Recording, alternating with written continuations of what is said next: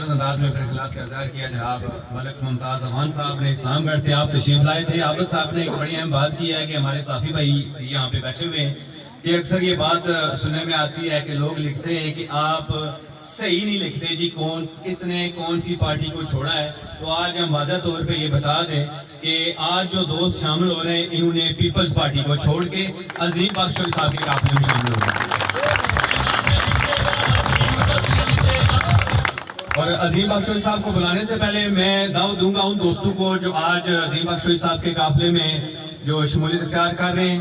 मैं उनके नाम लेता जाऊंगा, उनसे गुजारिश है यहाँ पे तशरीफ लें। जनाब चौधरी याकूब साहब से गुजारिश है आप तशरीफ लें। चौधरी बशारत साहब आप भी तशरीफ लें। चौधरी हबीब साहब आप भी तशरीफ लें। चौधरी वाजिद साहब आप भी तशरीफ लें। जनाब चौधरी असलम साहब आप भी तशरीफ लें।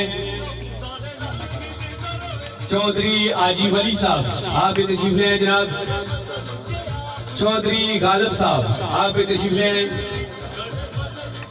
चौधरी तालब साहब आप भी तशरीफ लें जी। चौधरी मंजूर साहब आप भी तशरीफ लें। चौधरी इमरान साहब आप भी आ जाए जी। चौधरी अब्बास साहब आप भी तशरीफ ले आए। चौधरी जुनेद साहब आप भी तशरीफ लें। और चौधरी आरिफ साहब तमाम दोस्त स्टेज पे आ जाइए।